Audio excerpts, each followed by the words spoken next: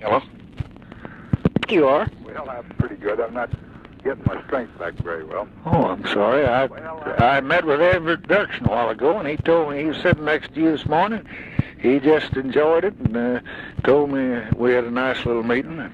Well, as long as I'm sitting down, and working on a desk, I have no trouble. But it's any unusual or quick action, and I feel a little bit. Saw you on color television, and you just look wonderful, just like you coming back from the war.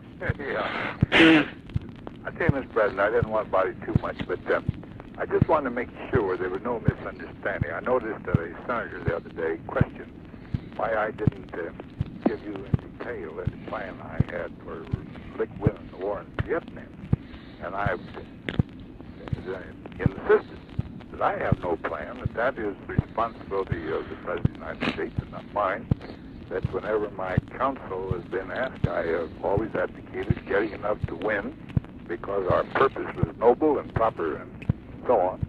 And I have said that if I were back in the position where I was a few years back, I would just play on the basis of winning, and winning as quick as I could.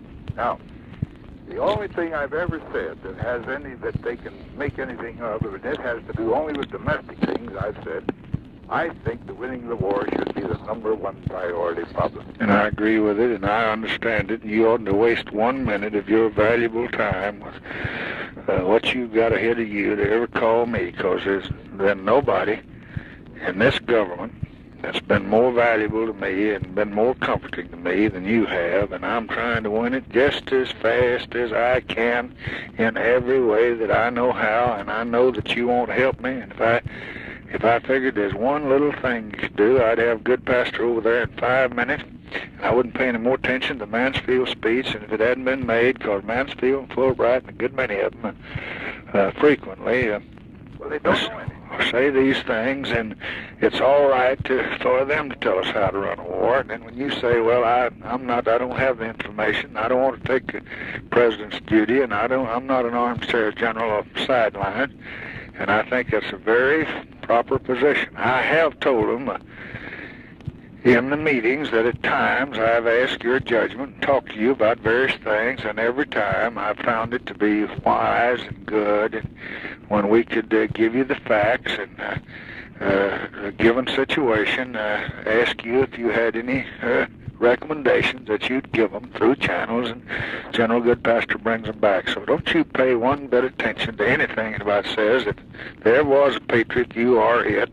And I'm awfully thankful to good Lord to spared you so you can help me, and I'm going to need all of it I can get. And what they talk about, they got mad at Nixon. Nixon got out and said we ought to increase the ground forces 25%, and then he said we'd get them in a land war, we ought to get in more with bombers, and he changes each day to it.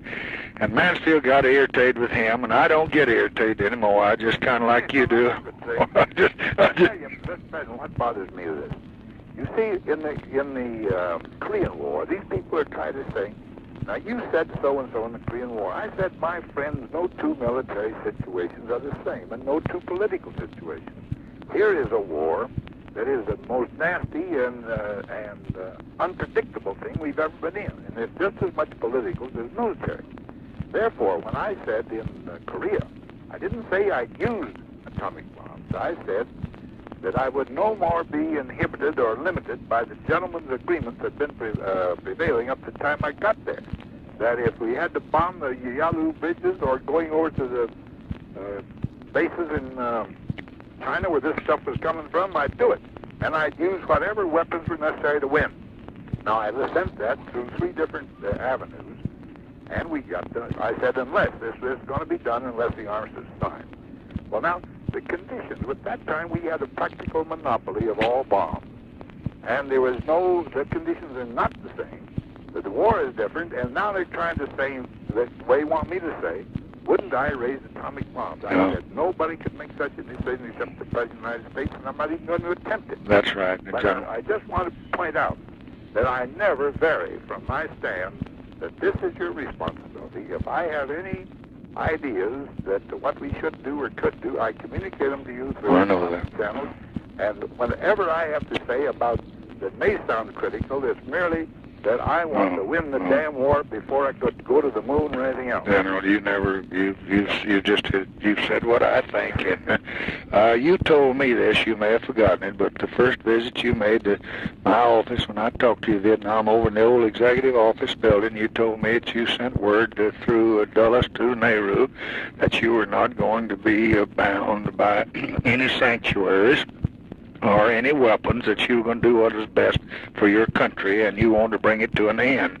And you didn't get specific or anything. You just said, let that word get around. And Bob Anderson told me that he heard the same thing, and I think it was a proper thing, and they're trying to get you to say that you want to drop an atomic bomb on somebody. And we know that you don't do anything that's not well thought out. They wanted me to say that I want to tell you publicly how to run this war, and I just say I won't do it. Well, I sure, I need all the help I can get, so you... I say, the President knows I'm always available. I know that. And I'm just not going to be in the position of dividing the United States at a time when it needs unity. I know that. You've always shown that, and I told Everett Dirksen this morning. He said he made a little statement this morning. Said we got one blood out there and one flag and one uniform. And I said, well, I've been paid 1,000%. I said, Everett, do you remember when I used to have to stand up and Bill Nolan go in the back row and attack the president? I'd stand up and do it. He said, you sure did. I said, well, I've been paid 100% dividends for 3 years now. Okay, well, I just wanted you, Mr. President, to know that all this damn stuff is just annoying to me. Well, please don't let it do it, because I know how you feel and what you think, and if I ever get annoyed by anything, you'll be the first one I talk to, and I never have been, but you've never done anything but help me, sir. Okay, thank you very much. My love, Ms. Eisenhower. Thank you.